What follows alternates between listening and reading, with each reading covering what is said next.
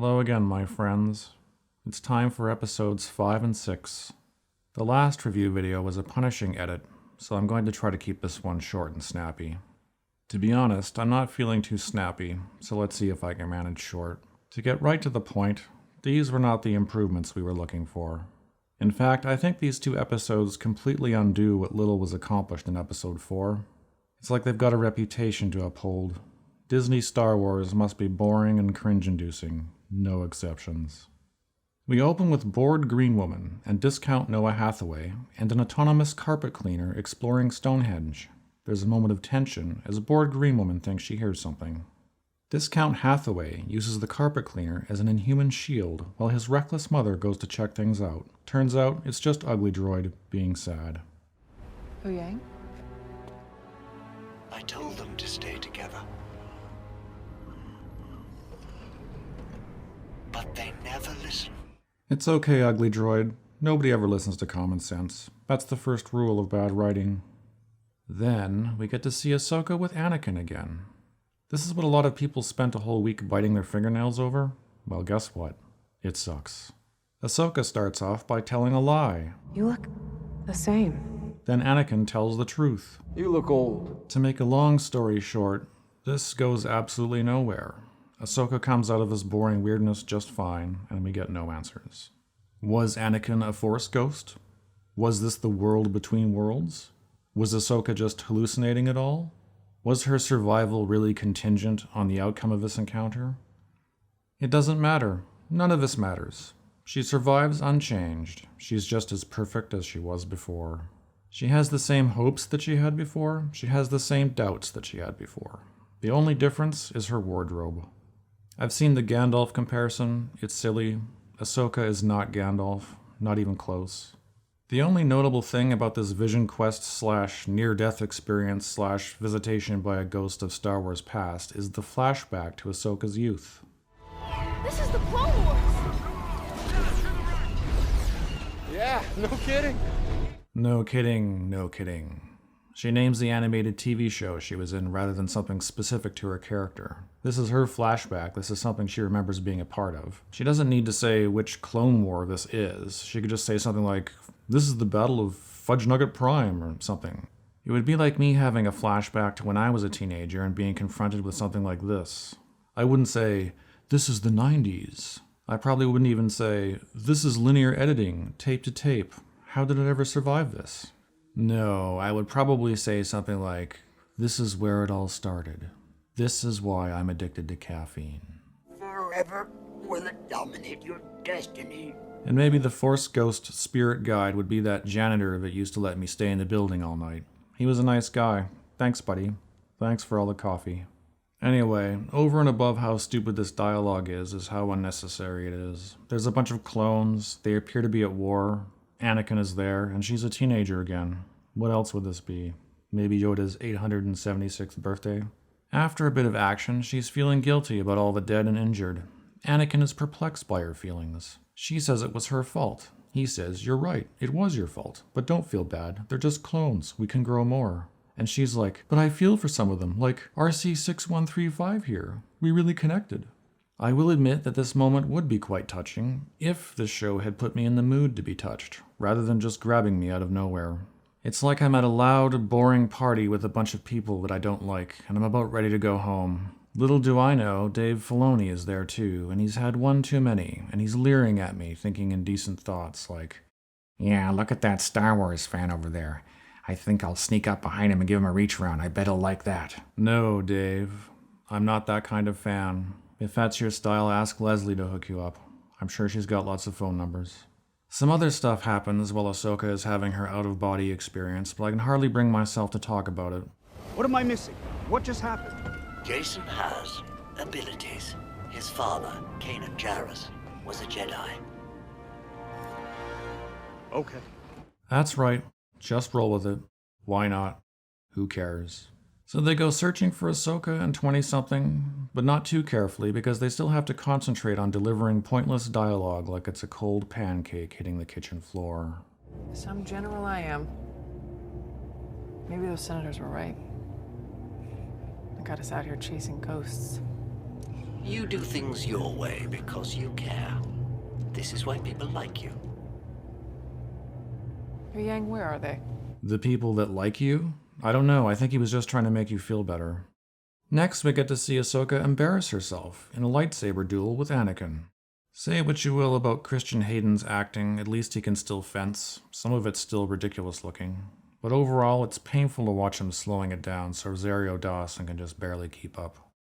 Then she disarms him, more or less off camera, probably because they couldn't make that look convincing at any speed, but at least to put an end to whatever this is. There's hope for you yet.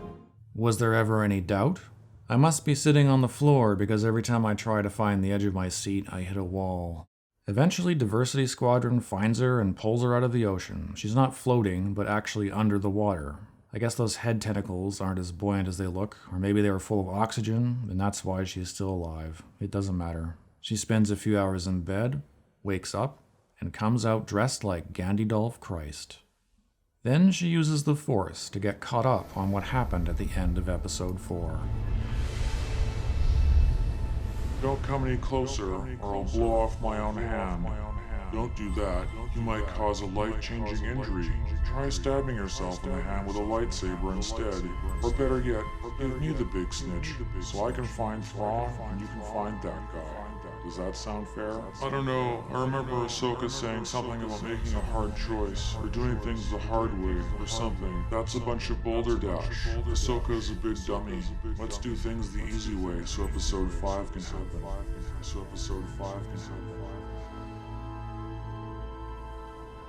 You know, I mean, it can't get any worse. Then she talks to a space whale.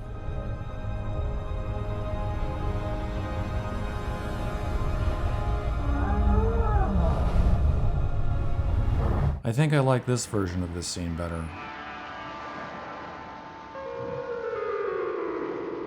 静かに怒らせてはダメ。オウム、ごめんなさい。あなたたちの巣を騒がして。でも分かって、私たちあなた方の敵じゃないの。 I'd even take this version. Or is it pure communication beyond our comprehension? Frankly, we just don't know yet. Maybe he's singing to that man. After Ahsoka finishes her mindless meld with this whale, it opens its mouth so they can park their spaceship in there. Maybe it was hoping to have its teeth cleaned? I don't know. Ahsoka doesn't seem to know either. What? No idea. We'll just see where it goes. It could go anywhere. I know. That's better than going nowhere. I'm not sure how that computes. We've spent 5 episodes going nowhere. Why start now? But they do go into hyperspace, inside a whale. There's some other stuff that happens along the way. Diversity Squadron stalling for time when Diversity Fleet arrives to investigate Bored Green Woman's insubordination. Functionally, it's just B-roll, something to intercut with the whale stuff. It goes on for way too long, and I don't feel like talking about it. So let's just move on to Episode 6. Ahsoka was all smiles just a minute ago, but now looks like she's coming down from whatever hospital drugs they gave her. I still have those stories in my archive memory. Would you like to hear one? Not right now. They have a boring conversation about how troubled Ahsoka is that 20-something chose to give the big snitch to Darth Santa. She was fated to make that choice. There wasn't enough time to prepare her to make the right one. I don't know, was Ahsoka predestined to follow Bored Green Woman's idiotic suggestion to involve 20-something in the first place? Ahsoka is the one that made the wrong choice, and this is the place that decision brought her to. Intergalactic travel within a star whale. Next, we're on the hyperspace ring. 20-something is locked up in space jail. Darth Santa comes by to have a pointless conversation with her, but thankfully it's quick.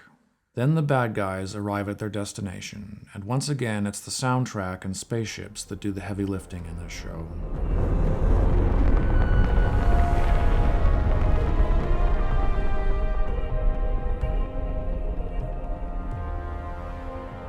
That is Peridia. I thought she said Druidia for a second. There it is, planet Druidia. And underneath the air shield, 10,000 years of fresh air. We must get through that air shield. We will, sir.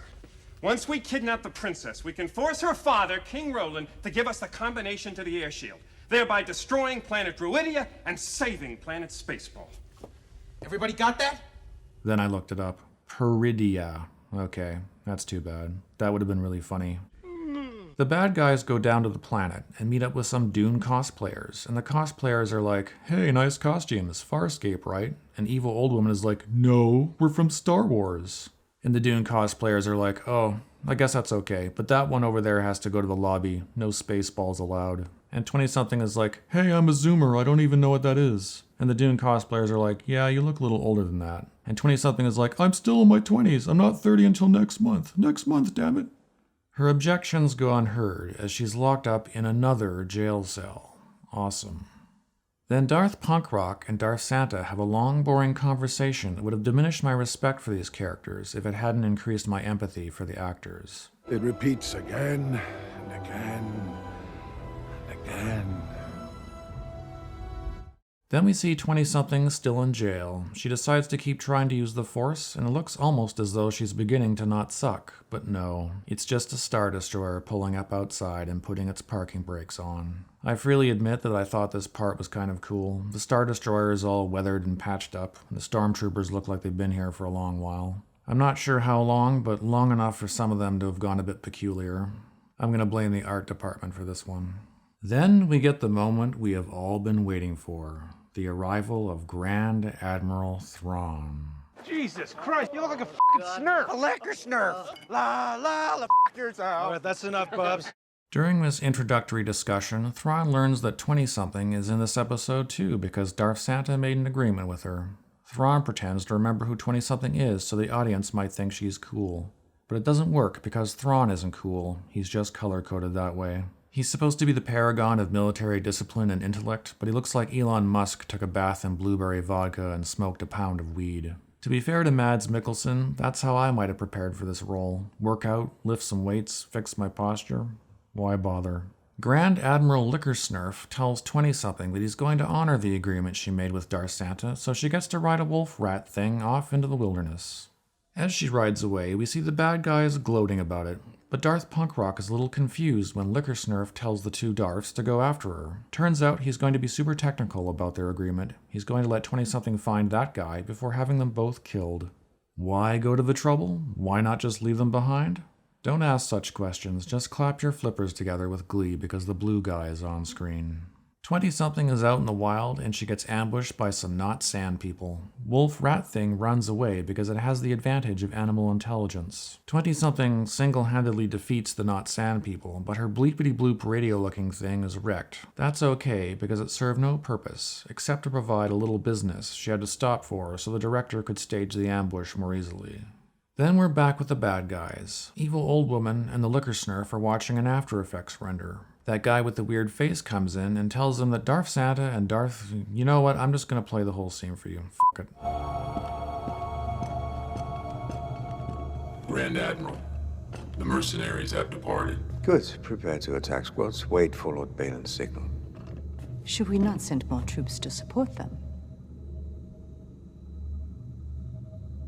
During this exile, our numbers have dwindled. So, no. 2 squads will suffice. Our primary objective is to escape this galaxy. Why have a secondary objective under these circumstances? It matters not whether Wren and Bridge are killed or stranded here. The same can be said for your 2 mercenaries. I can only surmise that Lickersnurf wants to get rid of the 2 Darths, and this is his real reason for sending them out there. It makes a little bit of sense. Maybe. As not Jedi, they would be a great asset to him. To say nothing of their extrasensory perception, get these 2 onto an enemy ship and they can kill the entire crew. On the other hand, they might become as much of a liability if they weren't perfectly loyal. Darth Santa has already proven himself capable of treason of the highest possible degree, not simply turning his back on the institution of a Jedi. It was defunct at that point. He turned his back on a whole way of life, a philosophy, a creed. Such a man, having found the strength to do this once, might more easily do it again. And Darth Punkrock might just be some retard. Sometimes stories are just stories. It's a tough strategic decision, I guess. Good thing Thrawn is supposed to be a genius. Please clap.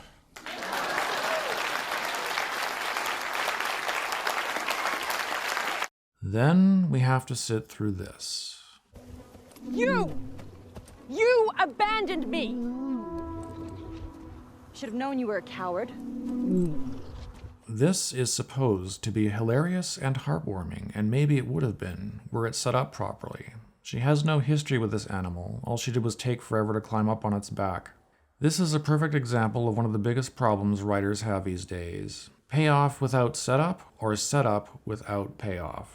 Here's another example you might remember. So the fate of the entire elven race is in my hands. So it would appear.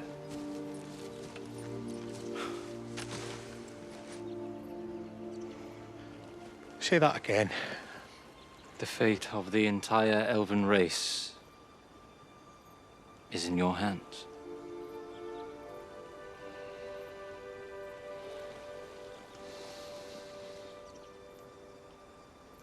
Whose hands? This is also supposed to be hilarious, but it's not. It's supposed to be a cardinal moment for these two characters, but it's not.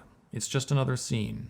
Durin and Elrond were in plenty of scenes together before this moment, but none of them built up to this. It's like watching two strangers talking, because that's what they are to us. We don't really know them. There was no real setup, so it doesn't pay off. It's only memorable as a source of irritation. This is the power of math, people!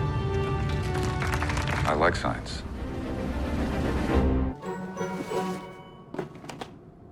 It's the first season of Lost on DVD. That's the meaning of Christmas? No, it's a metaphor. It represents lack of payoff. After 20-something forgives Ratwolf for doing the sensible thing, Ratwolf smells something, so they go check it out, and it turns out to be a bunch of not Ewoks, or not Jawas.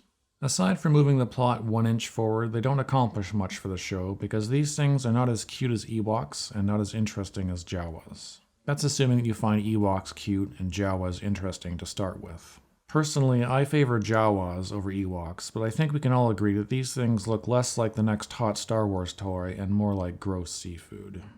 Then we see the two Darths standing around a bunch of dead, not sand people. Darth Punkrock sounds like she's starting to have doubts about this whole situation. They seem eager to leave this place. Maybe we should too. Perhaps they flee a power greater than their own. Darth Santa tries to reassure her with a Christmas carol. Something calls to me. Can't you hear it? Something stirs here. Can't you see it? I see bandits. Then they spot some not sand people watching them, but it's okay. Darth Santa has a plan. The enemy of our enemy is our friend. For now. Or he plans to have a plan. Then we're at the not Ewok Jawa snail crab village, and 20-something finally finds that guy. But he doesn't look like fan art anymore. He looks like he spent the last 10 years vomiting up Peruvian torch or drinking reindeer pee or soy milk. Sabine. Thanks for coming. Can't wait to go home. Now that's an example of payoff. She gets to tell that guy that she just made all those years he spent stranded on this planet worse than pointless because Liquor Snurf gets to go home now while he has to stay. Then we're back with the bad guys. The Dune cosplayers tell Liquor Snurf that AHSOKA is coming and she's bringing a whale with her, but Liquor Snurf stays calm. He asks Evil Old Woman to print off AHSOKA's LinkedIn profile so he can do a little research and gives a standing order to blow up any whales that show up. I guess that's what military genius looks like in the Disney Star Wars universe. And that's it, episode 6 in the can. What kind of can remains to be seen? Does it flush? Is it enclosed for privacy? Or is it just a hole in the ground? My expectations are as low as they've ever been. Everything is low. My blood sugar, my IQ. The show is bringing me down with it. But you know what would lift my spirits? A charitable handout. You can even shame me if you want. I have no pride. If you haven't already, please take a moment to subscribe, rate, do the bell thing, and post this video on Reddit so maybe I can at least get some hate clicks. Leave a comment if you feel like saying something. I would really appreciate it. Until we meet again, remember that even rock bottom is a place you can find your way out of, because the only way out is up. The Force is still with you, and so am I.